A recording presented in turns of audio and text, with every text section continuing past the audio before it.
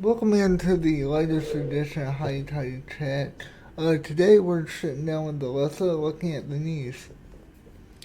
Hey, well, it's been a quiet July for the most part.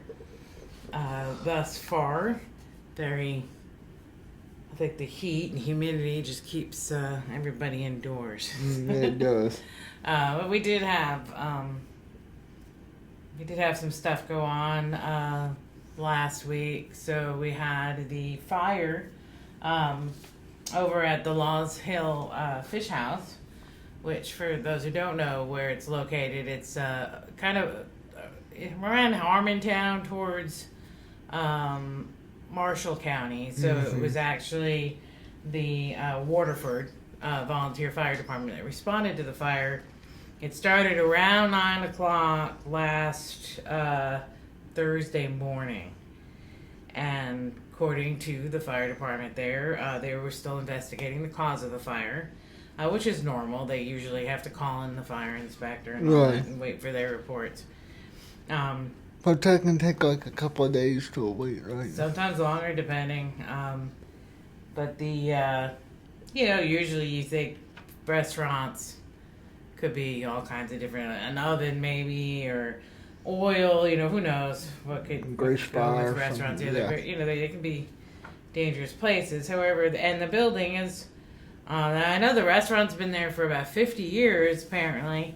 I don't know, being somewhat new to Mississippi myself. I mean, 2007, that's still, I'm getting there. I'm getting closer to becoming as a Mississippian, but, I don't know if it's always been in that building.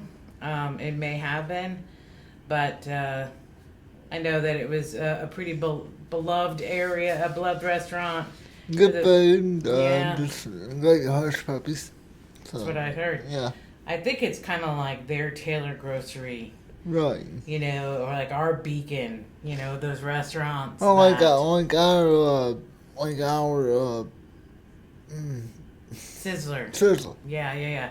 They even have the red checker tablecloths, apparently. So, yeah, those are, the restaurants without all the frills, but the good food and the, where everybody knows your name kind of atmosphere. So just like hometown, like everybody's gonna be like gracious to you and talk to you while you're in there. Yeah. Yeah, so that's a shame, and hopefully they had insurance and they can rebuild, and we'll keep people updated on that. There was also, not here in Oxford, but there was that shooting in Collierville at the Campbell Clinic. Now, we do have a Campbell Clinic here in Oxford. It is owned by the same company. They're orthopedic doctors. But this happened in Collierville last Tuesday. A man from Memphis, Larry Pickens, has been arrested. And police say that he was in the exam room with Dr. Benjamin Mock. I'm not sure if I'm pronouncing that correctly. I hope I am. And he just shot him. Yeah. And they're still not sure exactly what happened or why, but he was killed. And he was, he had been there since, I think, 2012. I did notice comments from people who are from Oxford or close to our area that had him as a doctor, because how sometimes these clinics are, if one is full, you may have to go to that one, and so apparently, there is some shared patients of course, between the clinics, and so, but regardless, it's awful, and our thoughts go out to his family and his work family. Because it's just a tough time, even for everybody that was in the Campbell Clinic that day it happened.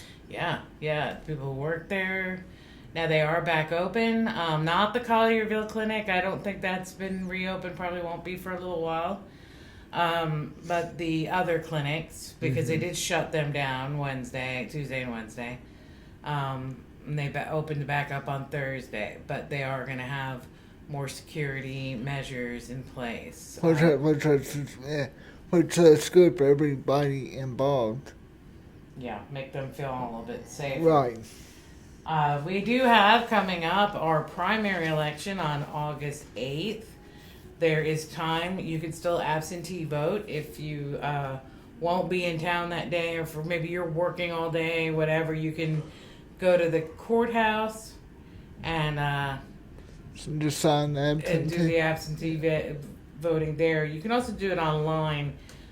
Really, the best thing to do, anything and all things related to the election, is go to the Lafayette County website. They have a great area on there, all about elections and voting.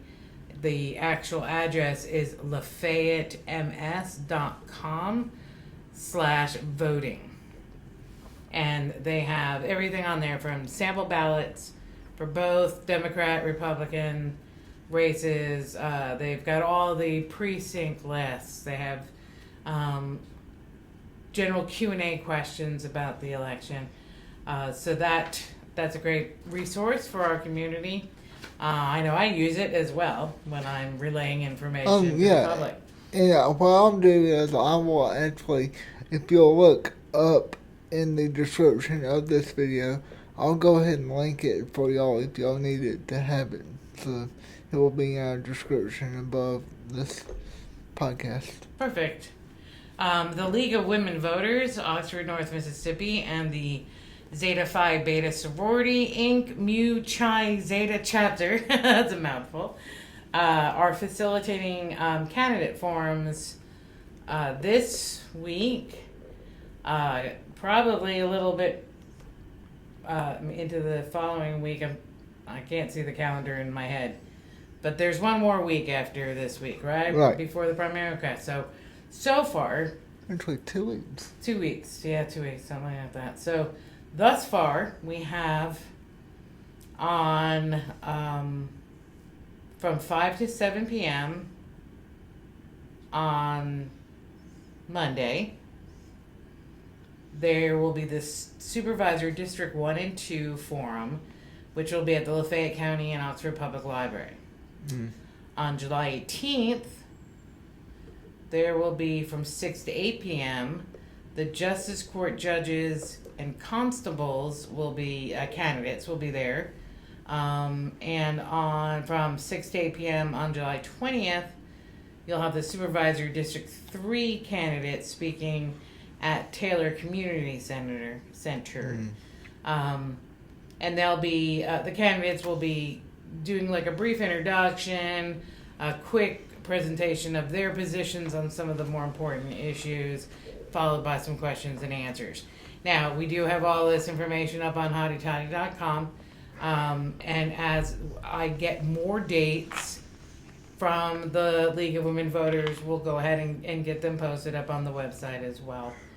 But you can just go to HottyToddy.com and search primary, and it'll bring up any stories that we've run about the primary and any kind of candidate forums, etc. Right. And last but not least, we have the weather.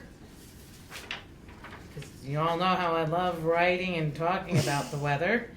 I really do. I think I was a weather person in another life. Yes.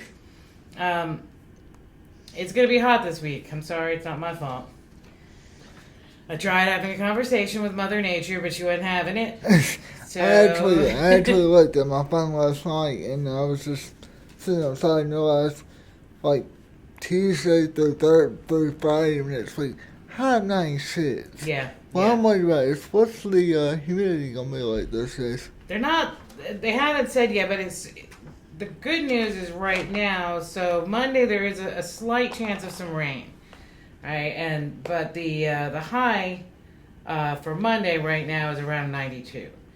But with that chance of rain, anytime there's any kind of chance of rain, that increases humidity in the air, which increases the heat index.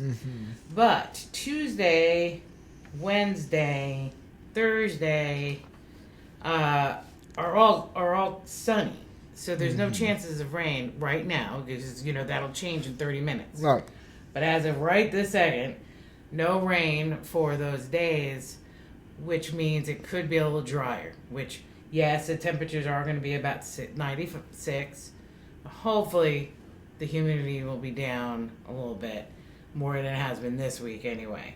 Just to where it's not so muggy when Yeah. you're just sitting outside.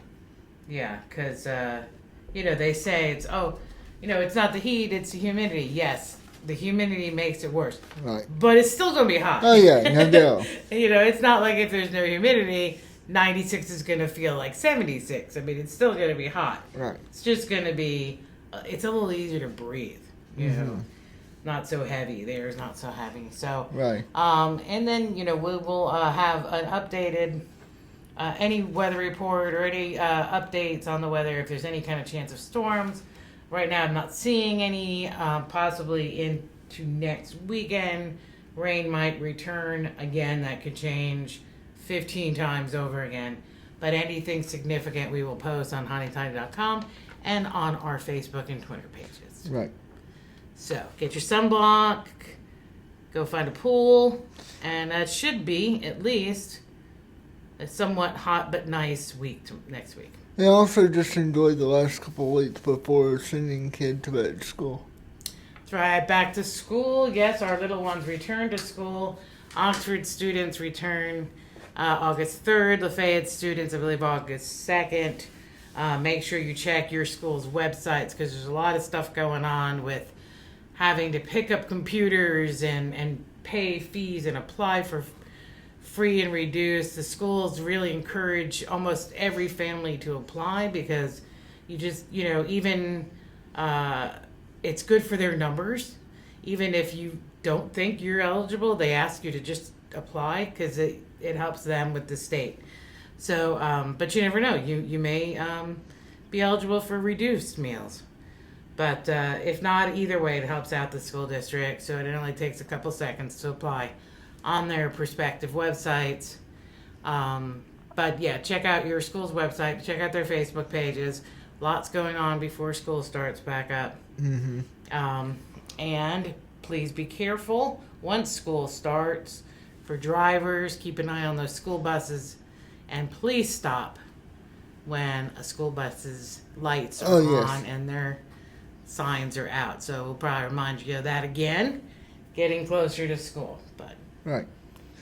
But anyway, y'all enjoy the week, and we'll catch y'all later in the week or next week.